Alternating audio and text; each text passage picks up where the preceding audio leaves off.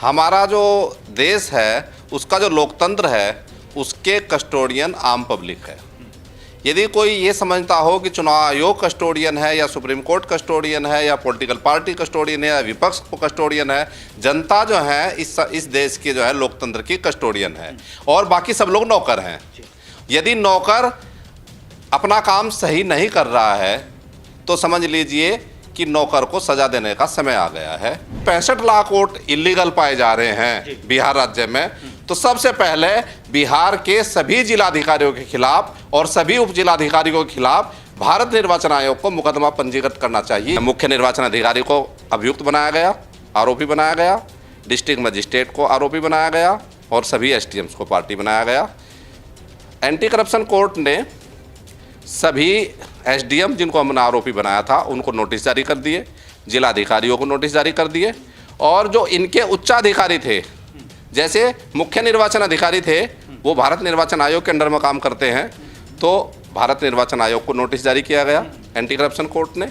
और जो district magistrate थे वो चीफ सेक्रेटरी के अंडर में काम करते हैं, तो चीफ सेक्रेटरी को नोटिस जारी हुआ और जो एसडीएम थे उनका डिस्ट्रिक्ट मजिस्ट्रेट को नोटिस जारी हुआ। जय भीम, नमस्कार। मैं हूं अशोक दास, आप देख रहे हैं दलित दस्तक। बिहार में वोट चोरी का मुद्दा सुर्खियों में रहा। पिछले तकरीबन 2 हफ्ते तक लगातार रैली निकलती रही, विपक्ष ने निकाला, लेकिन एसआईआर को लेके जो विपक्ष आरोप लगा रहा है, वोट की चोरी का लेके विपक्ष जो आरोप लगा रहा है, ऐसा ही एक मामला उत्तर प्रदेश में भी सामने आया है और उत्तर प्रदेश में भी तमाम वोटों की गड़बड़ियाँ सामने आई हैं।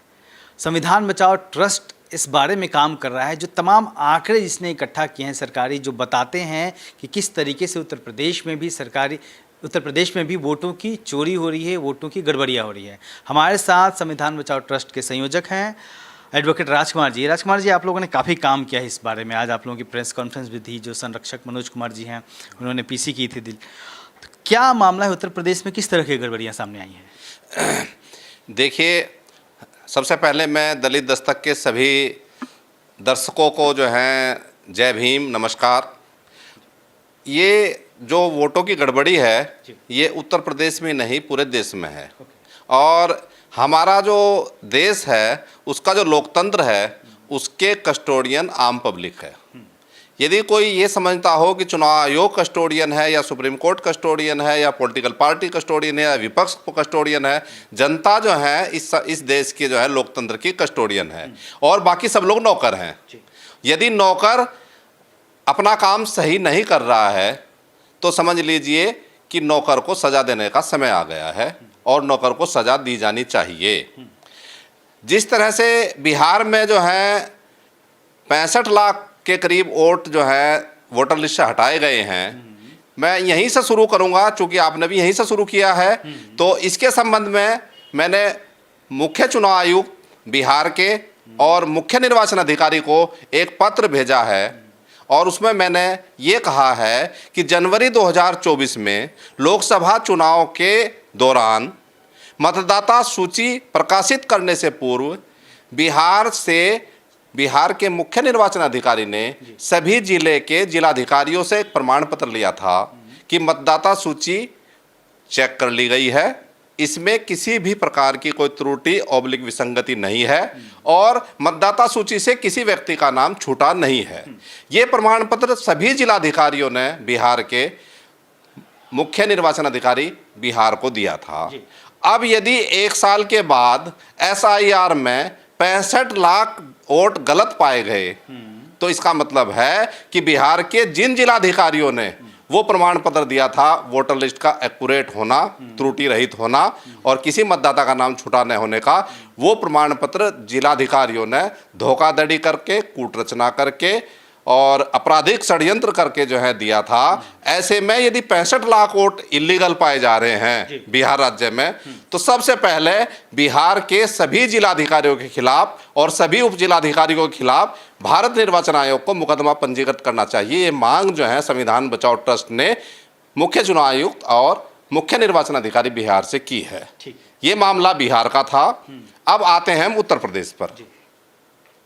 उत्तर प्रदेश में संविधान बचाओ ट्रस्ट ने जून 2021 में काम करना शुरू किया था कि स्वतंत्र, निष्पक्ष और पारदर्शी चुनाव कैसे संभव हो इस देश में। और धीरे धीरे करते हम लोग करते चले गए।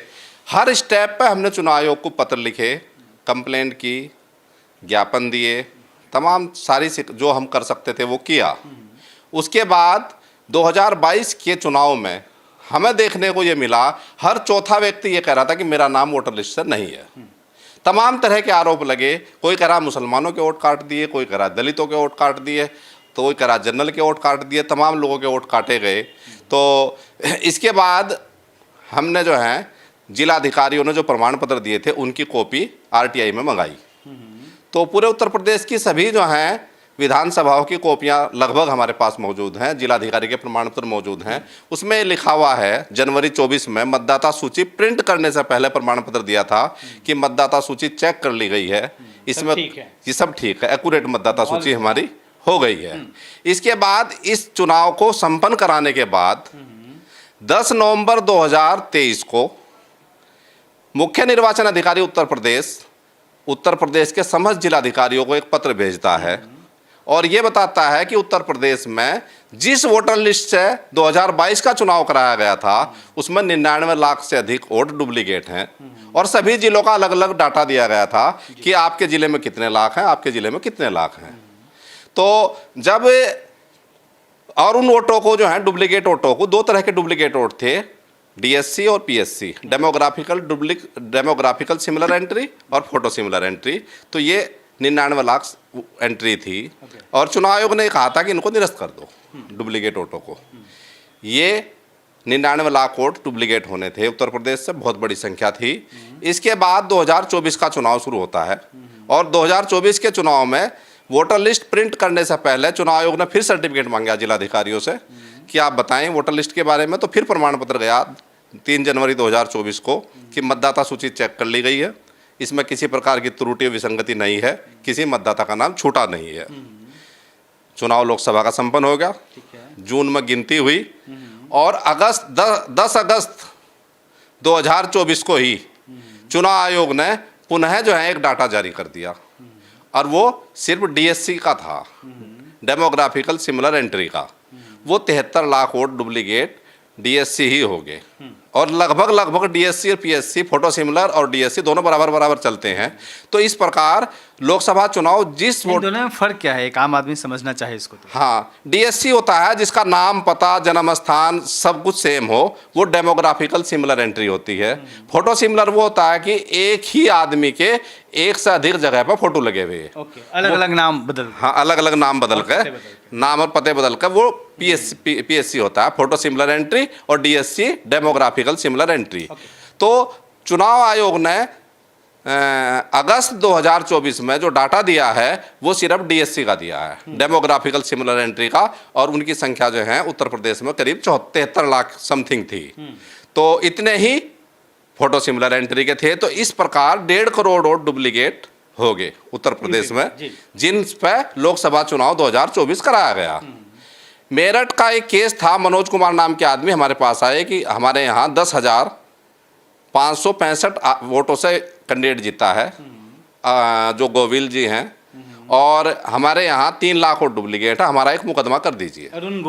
अरुण गोविल जो हैं चुनाव जीते हैं वहाँ से, वो 10,565 वोटों से जीते हैं और मेरठ में डीएससी और पीएससी मिला कर लोकसभा चुनाव में 3 लाख के करीब वोट थे।